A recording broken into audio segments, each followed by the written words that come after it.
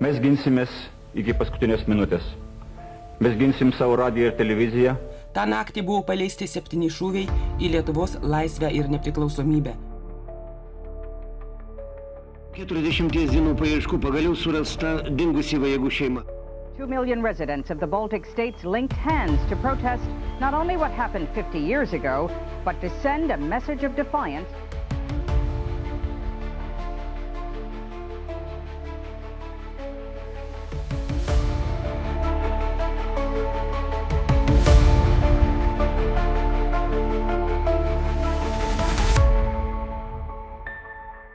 In the early hours of May 29, 2015, a shocking crime rocked the city of Kaunas, Lithuania. The peaceful morning was shattered by an act of violence that would send ripples through the entire country. Aurimas Rapalis, a 31-year-old entrepreneur and self-made millionaire, was brutally attacked in his luxurious apartments in prestigious Bokštas complex, a symbol of wealth and modernity in the heart of Kaunas. The suspect, a 17-year-old boy from Rukla, a small town known for its struggling, socially at-risk families. On the surface, these two couldn't have been more different. One, a successful businessman living a life of luxury. The other, a teenager from a disadvantaged background. But what could possibly connect these two individuals? And why did this seemingly random act of violence leave investigators and the public with more questions than answers?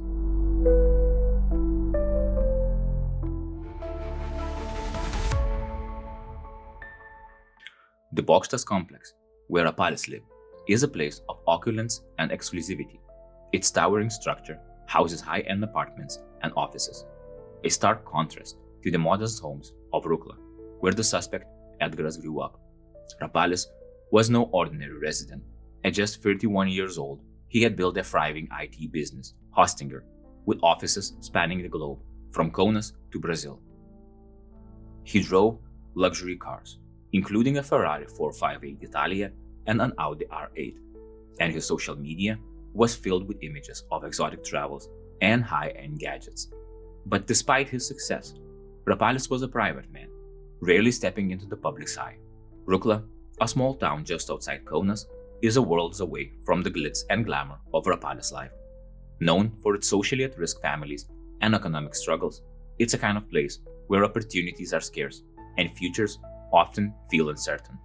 Edgaras, the 17-year-old suspect, came from one of these families. He had grown up in a large household, where resources were limited and life was far from easy.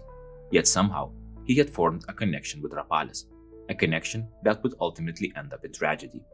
But what was the nature of this relationship? Why would a wealthy businessman in his 30s, living in a world of luxury, associate so closely with a teenager from a troubled background? On the evening of May 28, Edgaras arrived at Rapalis' apartment.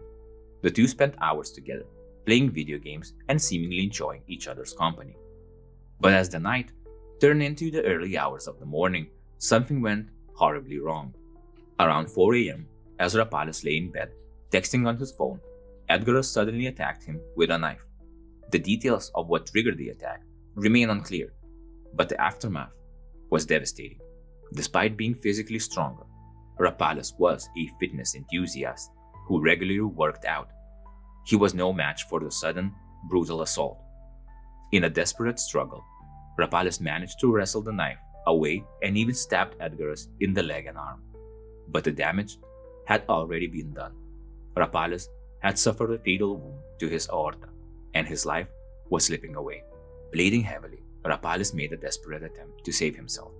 He stumbled out of his 7th-floor apartment, leaving a trail of blood behind him, and managed to reach the building's security post. The security guard on duty immediately called for help, but it was too late. Despite being rushed to Kaunas clinic, the damage was irreversible. Rapalis had lost too much blood, and his aorta had been fatally pierced. Doctors fought to save him, but his injuries were too severe. A day later, his family made the heartbreaking decision to turn off his life support. In a final act of generosity, they donated his organs, hoping that even in death, Rapalis could help others. Edgaras, meanwhile, was arrested at the scene. After the attack, as Rapalis ran for his life, Edgaras barricaded himself inside the apartment. Police arrived quickly, but the teenager refused to open the door. In a desperate attempt to reach someone, anyone, he called his mother, but she didn't answer. Finally, he managed to get through his older sister, who pleaded with him to let the authorities in. Reluctantly, Edgaras complied. He was immediately taken into custody, his hands stained with blood, and transported to the hospital for treatment of the injuries he sustained during the struggle with Rapalis. From there, he was transferred to Utena psychiatric hospital, where he awaited evaluation to determine his mental state at the time of the crime.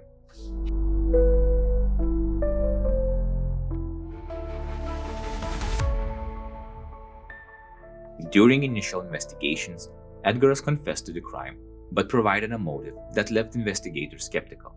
He claimed he wanted to steal Rapalis' prized Ferrari 458 Italia, even though he didn't know how to drive. According to Edgaras, he planned to have his older brother drive the car away, but this explanation raises more questions than it answers. Why would a teenager with no prior criminal history suddenly decide to commit such a violent act over a car he couldn't even operate or logically sell anywhere?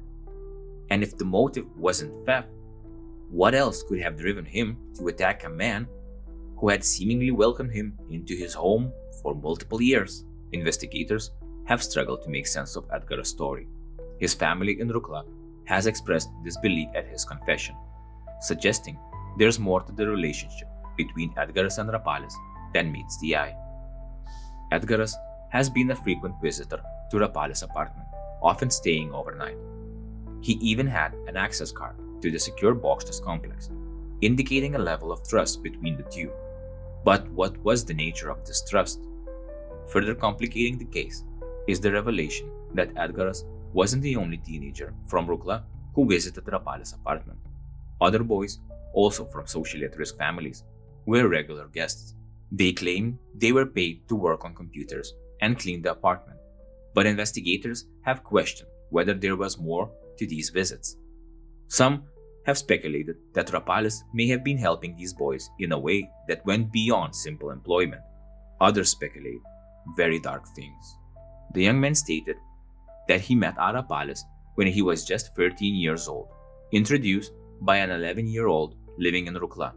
If that was the case, then Aurimas at that point was 27. So tell me, dear viewer, why would a multimillionaire spend his time with multiple young boys from families in need of money? Helping them, giving them money or food, that's absolutely fine. But would you give even your best friend the keys to your house? Giving the seemingly illogical motive for the crime, especially since by the killer's account, Rapalis was handing out money left and right, and the fact that these young men would spend nights in this apartment, well, that paints a very interesting picture. Don't get me wrong, this could still be just a senseless, violent attack. It could even be some sort of criminal underground orders. But given all the facts, I'm leaving this for you to decide.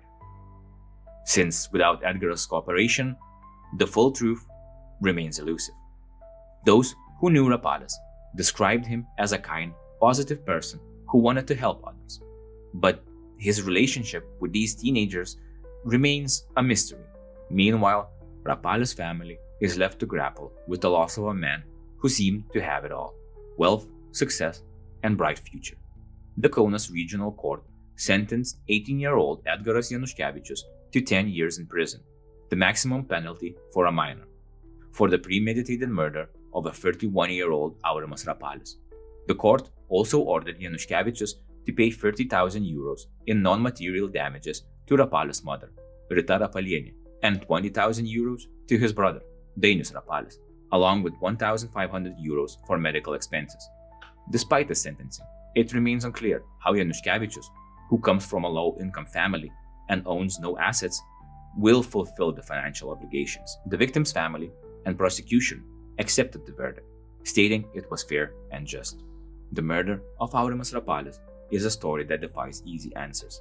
It's a tale of two worlds colliding, a world of wealth and success, and a world of struggle and hardship. What secrets remain hidden behind Edgaras' silence?